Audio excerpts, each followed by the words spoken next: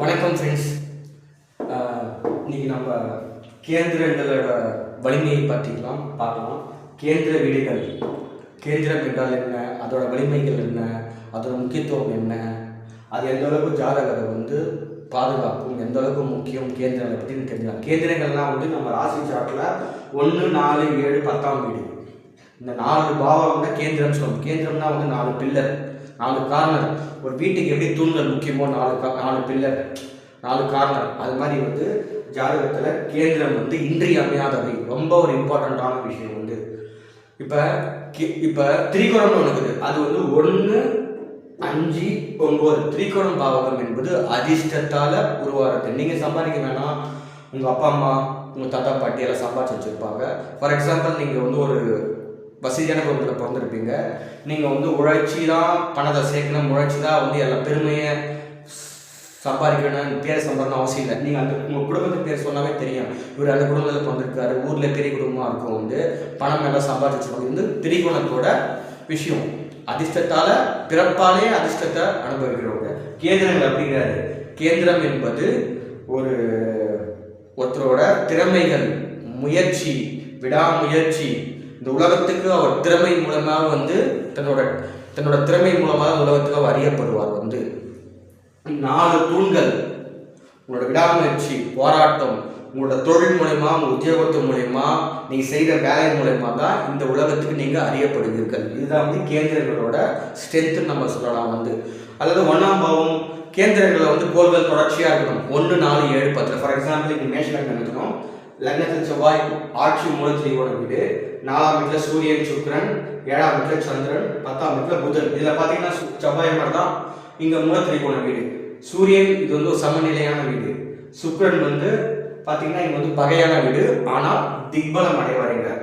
லக்னத்துக்கு 4ஆம் வீட்டில் சுக்கிரன் திக்பலமாக இருக்காரு. 7ஆம் வீட்டில் சந்திரன் சமம்ன்ற ஒரு நிலை இருக்காரு. சுக்கிரனும் சந்திரனும் பரிவர்த்த யோகத்தில் இருக்காங்க. அவனோட ராசிகளை மாற்றினாங்க. இவர் வீட்டில் அவர் வீட்டில் இருக்காங்க. 10ஆம் வீட்டில் புதன். இங்கே புதன் இங்கே ஒரு சனியோட வீட்டில் புதன் ஒரு எப்படி சொல்கிறதுனா ஒரு நியூட்ரல் சமம்ன்ற ஒரு நிலையில் தான் இருப்பார். கேந்திரங்களில் தொடர்ச்சியாக கிரகங்கள் இருந்தால் போதும். அது ஆட்சியாக தான் இருக்கணும், உச்சமாக தான் இருக்கணும், அப்படி இருக்கணும்னு அவசியம் இல்லை. அது ஆட்சி உச்சமாக இருந்துச்சுன்னா இன்னும் அது பலம் அதிக.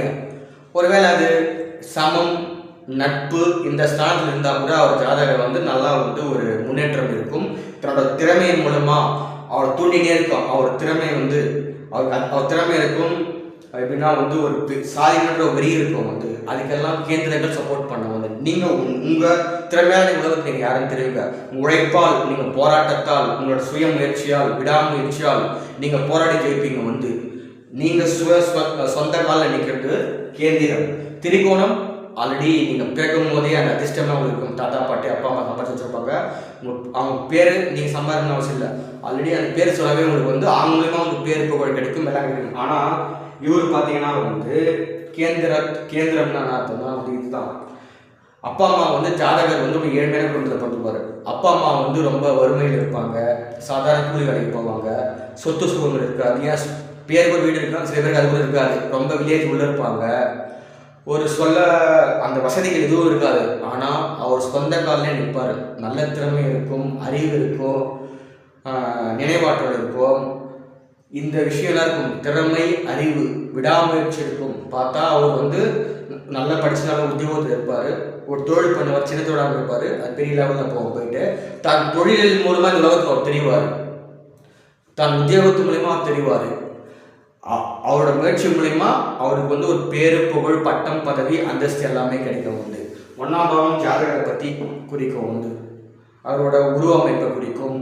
அவரோட தலைமுடி, தலை, மூளை, அவரோட பிறப்பிடம், இதெல்லாமே 1ஆம் பாவம். அவருக்கு மரியாதை கிடைக்குமா, கிடைக்காதா, இல்லை அசிங்கம் உண்டாகுமா, இல்லை அவரால் அவர் தன்னம்பிக்கை இருக்குதா இல்லையான்னு சொல்லிட்டு 1ஆம் பாவம் தான் தெரியும். 4ஆம் பாவம் மாற்றுஸ்தலம், தாயாரை பற்றி சொல்லும். நிலபுலங்கள், ரியல் எஸ்டேட்டு, கன்ஸ்ட்ரக்ஷன், வீடு, வாகனம், வண்டி 4ஆம் பாவகம். 7ஆம் பாவம் சமுதாயம் தான், கணவன் மனைவி, ஒரு கூட்டாளி, பார்ட்னர்ஷிப் பிஸ்னஸ்ஸு, சமுதாயம். 7ஆம் 10ஆம் பாவம் தொழில் ஸ்தானம், கர்மஸ்தானம், பட்டம், பதவி, புகழ், அந்தஸ்து 10ஆம் பாவம் தான். இந்த தொடர்ச்சியாக கோள்கள் இருக்கணும். அது வந்து அது ஏதாவது ஒரு கோள் வந்து வலிமையாக இருந்தால் சூப்பர், 2 கோள் வந்து ரொம்ப வலிமையாச்சுன்னா அது ரொம்ப ரொம்ப சூப்பர். இல்லை இந்த 4 இடத்துமே கோள் வந்து நட்பு நிலையில் இருக்குது, இல்லை சமம் நிலையில் இருந்தால் கூட அதுவும் ஜாதகரை வந்து நல்ல ஒரு பேரு கொடுக்கும். பட் அது வந்து பிரைமரி.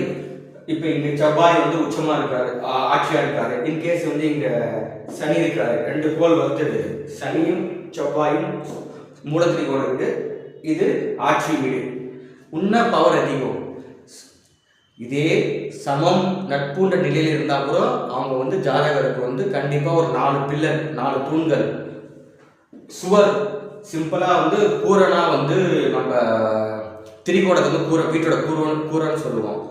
வீட்டோட பில்லரை வந்து கேந்திரம்னு சொல்லுவோம். வந்து சுவர், வால் எந்த அளவுக்கு முக்கியம் நீங்களே பார்த்துங்க. 4 கார்னர் அந்த வால் முக்கியம். அதே மாதிரி தான் அங்கே சமம் நட்புன்ற ஸ்தானத்தில் இருந்தால் கூட கிரகங்கள் ஜாதகருக்கு வந்து நல்ல ஒரு தன்னோட சுய முயற்சியால், தன்னோட திறமையால், தன்னோட விடாமுயற்சியால், போராட்டத்தால் இந்த உலகிற்கு அவர் அறியப்படுவார். நல்ல தொழில்காரன், நல்ல ஒரு பிஸ்னஸ்மேன், நல்ல ஒரு எம்ப்ளாயி, அவரோட ப்ரொஃபஷனல் கரியர் மூலயமா இந்த உலகத்துக்கு அவர் தெரிவார்.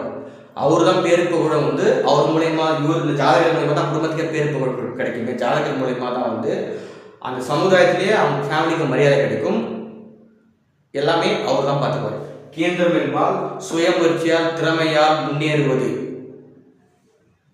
திரிகோணம் என்றால் அதிர்ஷ்டஸ்தானம். அதிர்ஷ்டம், இது சுய முயற்சி, திறமை. நீயா போய் நிற்க போற, நீயா ஜெயிக்க போற போயிட்டு, அதுதான் கேந்திரம். கேந்திரம்னா ஒரு 4 கார்னர், பில்லர், வீட்டோட தூண்கள், சுவர்னு அர்த்தம். இப்போ உங்களுக்கே தெரியுது எவ்வளோ முக்கியம்னு சொல்லிட்டு.